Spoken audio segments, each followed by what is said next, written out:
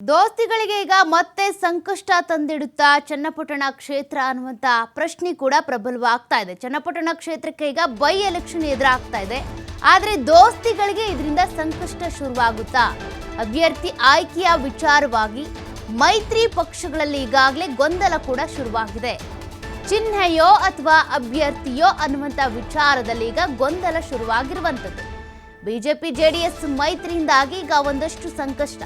JDS ಪಕ್ಷದ ಸಿಂಬಲ್ನಿಂದಲೇ ಅಭ್ಯರ್ಥಿ ಆಯ್ಕೆಗೆ ದಳಪತಿಗಳು ಇಚ್ಛೆಯನ್ನ ವ್ಯಕ್ತಪಡಿಸುತ್ತಿದ್ದಾರೆ. ಆದರೆ ಕ್ಷೇತ್ರದಿಂದ ಮರಳಿ ಆಯ್ಕೆ ಕನಸು ಕಾಣ್ತಾ ಇರುವಂತ ಬಿಜೆಪಿಯ ಯೋಗೇಶ್ವರ್.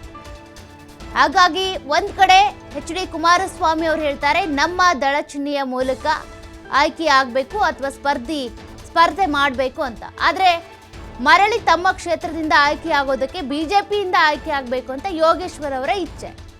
ಇತ್ತ ಜೆಡಿಎಸ್ ಕಡೆಯಿಂದ ದಳಪತಿಗಳ ಪಾಲಿಗೆ ಈಗ ಪ್ರತಿಷ್ಠೆಯ ಕ್ಷೇತ್ರವಾಗಿ ಚನ್ನಪಟ್ಟಣ ಕ್ಷೇತ್ರ ಮಾರ್ಪಟ್ಟಿದೆ.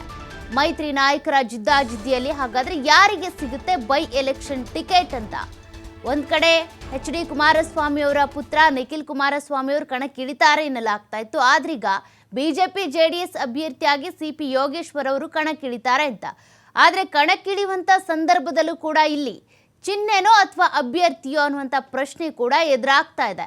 ಹಾಗಾದ್ರೆ ಯಾವ ಚಿಹ್ನೆಯ ಮೂಲಕ ಕಣಕ್ಕಿಳಿತಾರೆ ಸಿ.ಪಿ. ಯೋಗೇಶ್ವರ್ ಅಂತ? ಅವರು ಬಿಜೆಪಿಯಿಂದಾನೇ ಕಣಕ್ಕಿಳಿಬೇಕು, ಬಿಜೆಪಿಯ ಸಿಂಬಲ್ ಇಟ್ಕೊಂಡು ಅಂತ.